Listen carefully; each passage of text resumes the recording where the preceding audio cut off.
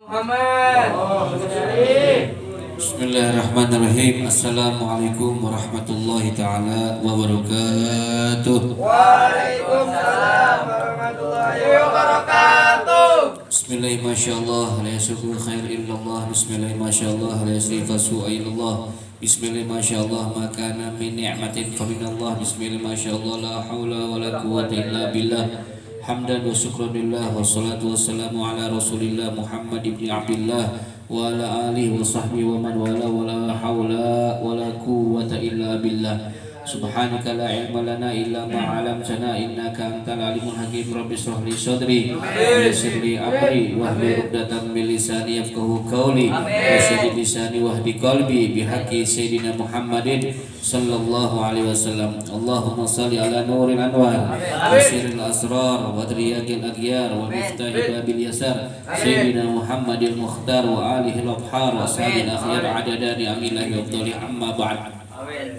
Hadratul mukarram wal muhtaram, yang sama-sama kita hormati dan yang sama-sama kita taati, yang sama-sama kita patuhi Fadilul Majlis Syababul Mustafa Fadilatul Ustaz Daud Muslim.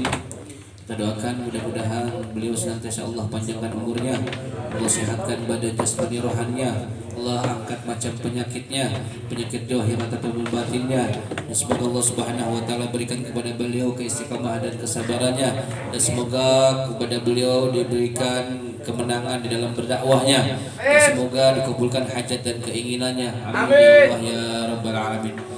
Begitu juga yang sama-sama kita hormati dari Fadilatul Ustaz Hasan beserta Ustaz Ahmad, Bang Juli, Ustaz Abbas. Kita doakan mudah-mudahan guru-guru kita yang hadir pada malam hari ini tanpa terkecuali, kita doakan mudah-mudahan Allah Subhanahu wa taala selalu panjangkan umurnya. Amin. Kabulkan hajat dan keinginannya. Amin Allah mudahkan dalam urusannya dan Allah selalu gampangkan dalam rezekinya. Amin ya Allah ya rabbal alamin. Begitu juga kepada tim hadroh jamaah Majlis rutinitas setiap malam Selasanya, Majlis Burdah. Semoga antum semua yang hadir pada malam hari ini semoga mendapatkan ridhonya Allah Subhanahu wa taala. Amin. Mendapatkan hajat dan kabulnya dikabulkan oleh Allah Subhanahu wa taala. Amin ya Allah ya rabbal alamin.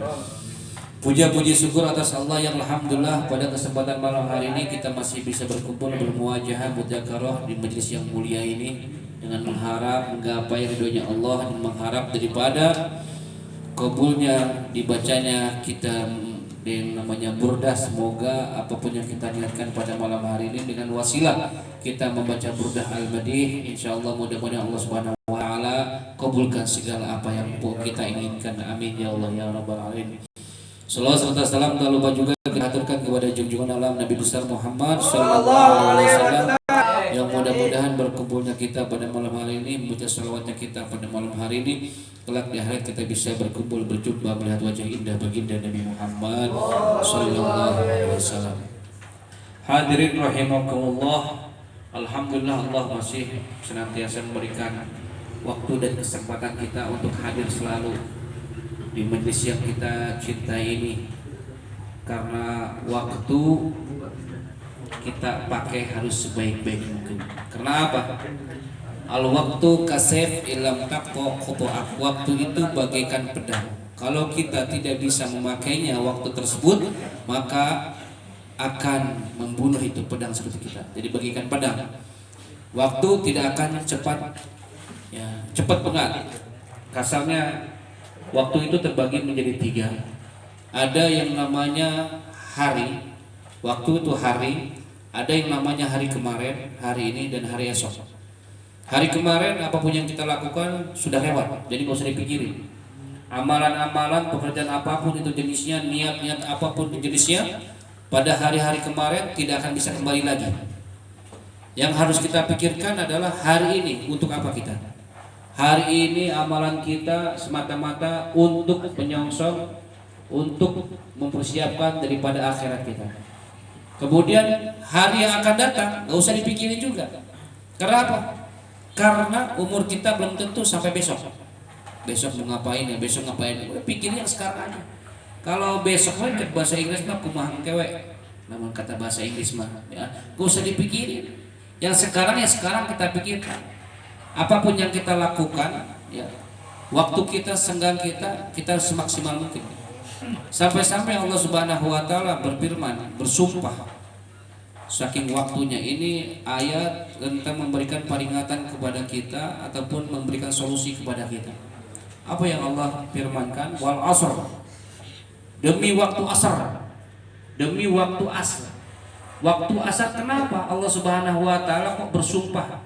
Kalau udah demi atau wawunya waw kosam, demi Allah, wallahi, demi Allah, wal asr, demi waktu asar. Kenapa Allah Subhanahu wa taala itu bersumpah dengan waktu asar? Karena ketika waktu itu, ya, orang-orang menyangka waktu asar itu adalah waktunya siang. Ulama mengatakan bahwasanya, ada yang mengatakan bahwasanya siapa orang yang tidur di waktu asar selama 41 kali, insya Allah dia akan sedeng alias nggak waras. Coba aja kalau nggak percaya. Ya. Biasanya kan kalau orang habis tidur habis asar, bangunnya itu megah, sangat sumpek segala-galanya. Coba yang percaya mah. Tapi istiqomah kan insya Allah 41, insya Allah nggak bakal ada masjid sini. Pindah ke Cilendek kalau nggak percaya. Ya, benar kata ulama. Jadi memang tidak dibolehkan yang namanya sholat ataupun tidur di waktu asar. Kenapa? Karena waktu asar ini Allah Subhanahu wa taala berfirman di ayat yang lain, hafidhu ala sholawati wa sholatil wusta. Jagalah sholat-sholat, terutama sholat yang wusta. Ulama menafsirkan bahwa sholat wusta itu adalah sholat asar dan subuh. Asar biasanya pulang kerja capek langsung tepar bangun maghrib. Ada kali begitu. Ya. Ada kali begitu asar. Kemudian waktu subuh kita begadang, kemudian larut malam subuhnya lewat. Karena itu wusta, hati-hati dengan waktu asar dan subuh. Ya. Wal asr, demi waktu asar Allah bersumpah. Kenapa Allah Subhanahu wa taala bersumpah di waktu asar? Wal asri innal insana lafi khusr. Sesungguhnya manusia itu benar-benar berada di dalam kerugian. Allah sampai kosam dan taukidnya ada 3. Yang pertama wawunya wawu kosam, wallah, wal asr, innal insana, inna, sesungguhnya juga, sesungguhnya, innal insan, manusia, labi, benar-benar lam taukid, labi khusr, dalam keadaan kerugian. Jadi waktu itu tidak semua orang, kata Allah Subhanahu wa taala, tidak mendapatkan kerugian. Ada beberapa orang yang memang tidak mendapatkan kerugian. Apa? Siapa yang tidak mendapatkan kerugian? Lanjutkan lagi ayatnya, wal asri innal insana lafi khusr illal ladzina amanu, kecuali orang-orang yang beriman, bertakwa kepada Allah. Orang yang beriman otomatis sudah Islam, pasti Islam. Tapi orang Islam belum tentu beriman. Orang mukmin sudah pasti Muslim, Islam. Akan tapi orang Islam belum tentu Muslim. Oleh karena itu yang amanu, beriman dulu. Karena ya ayyuhalladzina amanu kutiba alaikumus syiyam, semua tapi beriman pada Allah Subhanahu wa taala. Mengikuti perintah-perintah Allah Subhanahu wa taala, takwa kepada Allah Subhanahu wa taala, itu yang pertama orang yang beriman. Bukan bersih, indah dan nyaman, itu mah Bogor. Maka bersih, indah dan nyaman, tapi beriman. Allah selalu ada di hati kita. Kemudian yang namanya sholat yang 5 waktu dan sebagainya, amaliyah kita. Innal ladzina amanu wa amilus solihati. Dan yang kedua adalah orang yang tidak akan rugi, kata Allah Subhanahu wa taala, orang yang selalu beramal soleh, apapun itu jenisnya. Kita di Belia sini kita bisa beramal soleh apa? Nyiapin air, nyiapin son, bisa nambah hadron, nambah harap, bisa pegang mic, itu niatkan kita ibadah, amal soleh. Kenapa? Karena Ibnu Adam itu akan terputus seluruh amalnya kecuali cuma diantaranya adalah amal soleh yang mengalir. Makanya oleh karena itu terus berbanyak daripada amaliyah kita di dunia guna mempermudah kita di akhirat. Karena ada amal jariah, ada dosa jariah, hati-hati itu. Banyak amal-amal jariah yang akan sampai kepada kita, akan sebaliknya. Banyak dosa-dosa kita jariah kita mati. Kita menghasut daripada orang, jangan ngaji di sana gini. Selagi dia nggak ngaji, kemudian kita mati, dia nggak sampai nggak ngaji, berarti itu dosa daripada jariah akan sampai kepada kita. Ataupun kita masang di medsos aurat kita, maka itu namanya dosa jariah yang akan sampai kepada kita kelak di akhirat. Ya, amal soleh, apapun itu jenisnya. Di majelis seperti ini adalah termasuk daripada amal soleh kita. Kita niatkan.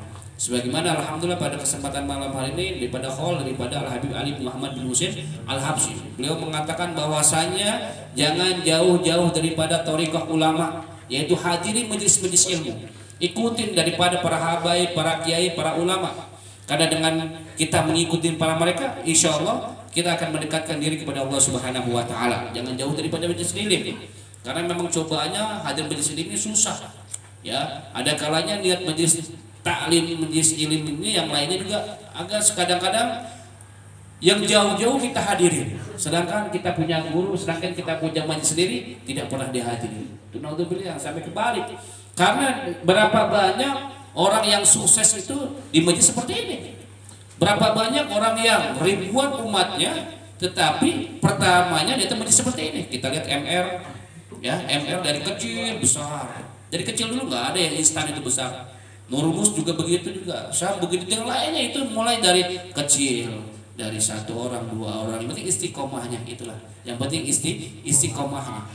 Kalau kita merasa memiliki majelis, kemudian kita mewajibkan diri kita, itu 2 cukup.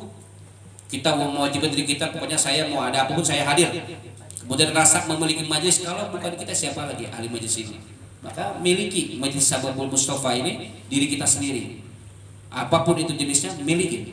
Kemudian yang ketiga, illal ladzina amanu wa amilus solihati wa tawassaw bil haqqi wa tawassaw bis sabr.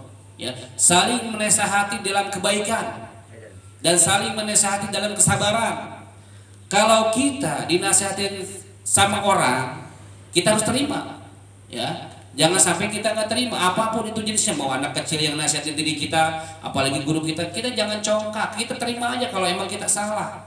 Ketahuilah bahwasanya orang yang ketika dinasihatin dia tidak terima, berarti di dalam dirinya itu ada sifat kibir. Apa itu definisi kibir? Sombong, batrul haq wa ghamtun nas. Menolak daripada kebenaran, kebaikan, benaran, wa ghamtun nas, selalu meremehkan daripada orang lain. Makanya jangan terlalu mengikuti orang lain. Selagi kita lurus, jalan lurus, kita terus aja, nggak usah dengerin belok kanan belok kiri. Tapi kalau kita salah ditegur, ya kita terima kesalahan kita. Jangan sampai kita ikut terima siapapun itu jenisnya. Orang yang memberikan tahu kepada diri kita tentang kesalahan kita masalah terus bagus. Maka itu adalah murabi yang selalu menasihati diri kita. Makanya perbanyak ustadz itu nggak apa-apa. Mau ustadz ini, mau ustadz, silakan. Mau 1000 ustadz kita punya nggak apa-apa. Akan tetapi satu harus kita punya murabi yang bisa mendidik kita. Ketika kita salah diluruskan, itu beda antara ustadz sama murabi. Murabi dhahir wa batin. Ketika kita salah diluruskan, ketika kita melencong diluruskan, dibenarkan, dijelkan. Makanya cari murabi kita yang kita memang anggap pas dengan diri kita. Ustadz boleh banyak, cari pelajaran sini, pelajaran siapa tahu di Ustadz A kita tidak dapat, ada di Ustadz B. Di Ustadz B tidak dapat, terus saja. Tapi jangan yang namanya dibuat perbandingan ataupun yang namanya terlalu fanatik. Ya, terlalu menggangguan Ustadz bulan, saya nggak mau ngaji kepada Ustadz yang lain karena ini, jangan, itu jelek. Kita ngaji kemana aja ngalah berkah. Yang penting kita harus punya murabi. Kemudian watawassaw bisabr, saling menasihati dalam kesabaran. Ya, sabar otomatis sabarnya, jangan sabar memang kadang-kadang ada batasnya. Sabar itu kan dalam kitab Nasul Ibad bahwasanya sabar itu kita kesabar yang nama sabar ketika kita melaksanakan ketaatan diri kita kepada Allah Subhanahu wa taala. Sabar kayak kita baru kita sholat lagi, baru kita duduk sholat lagi. Sabar dalam ketaatan kepada Allah Subhanahu wa taala. Kemudian yang kedua, sabar di dalam maksiat kepada Allah Subhanahu wa taala, menahan maksiat kepada Allah Subhanahu wa taala. Ditahan tuh maksiat, ditahan pelanggaran kepada Allah Subhanahu wa taala, kita tahan. Itu sabar. Dan yang ketiga adalah sabar yang namanya ketika ditimpa satu musibah dan bencana apapun itu jenisnya.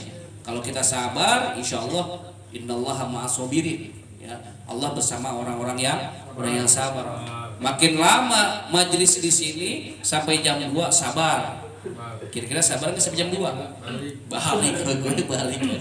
Sabar ya Allah ma'as-sabirin. Sabar, kopi belum ada, udah ada. Ya sabar, tenang aja, ada air. Pokoknya intinya semua sabar, ya. Sabar, mau janjian belum beres dulu, tenang aja. Ya, sabar pokoknya, tenang beb, saya lagi belum beres nih, mudah-mudahan tenang aja. Kalau janjian yang sekian tenang aja, pokoknya harus sabar, ya. Ya mudah-mudahan yang sedikit ini, yang terakhir. Yang terakhir kita baca suratul Fatihah pertama untuk Ali bin Muhammad bin Husain Al-Absi Khol. Mudah-mudahan tahun yang akan datang kita bisa ke sana.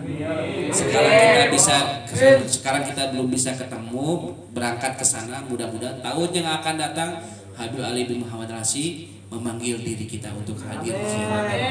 Dan yang kedua, minta doanya Ustaz Hasan ya dalam keadaan sakit ya. Mudah-mudahan Allah angkat penyakitnya, apapun itu jenisnya. Kemudian diri kita juga apabila ada yang lagi sakit, semoga Allah angkat macam penyakitnya, memberikan kesembuhan yang sempurna. Ala hadiniyah wala kulli niyatin sholihah wa ala manawa aslakun sholihan wa ala manawa Ali bin Muhammad bin Husain Al-Absi wa ala manawa Imam Bushairi wa ala manawa Syekh Muhammad bin Ali Maliki wa ala manawa Syekh Ahmad Bahrud wa ala manawa Habib Husain bin Abu Bakar Idris wa ala manawa Habibullah bin Muhsin Al-Abbas wa ala manawa Ahmad bin Muhammad Al-Budmai wa usulihim wa furu'ihim anallahi umur wasifur yasbi amradul amdal muslimin syifa'in tamin ajil anallahi dunia wala kulli niyatin sallallahu hadratin Nabi Muhammad Mustafa sallallahu alaihi wasallam Al-Fatihah. A'udzu billahi minasyaitonir rajim. Bismillahirrahmanirrahim. Alhamdulillahirabbil alamin arrahmanir rahim maliki yaumiddin. Iyyaka na'budu wa iyyaka nasta'in ihdinas siratal mustaqim siratal ladzina an'amta 'alaihim ghairil maghdubi 'alaihim waladdallin. Hakada minni bila taufiq wal hidayah. Assalamualaikum warahmatullahi taala wabarakatuh. Waalaikumsalam warahmatullahi wabarakatuh.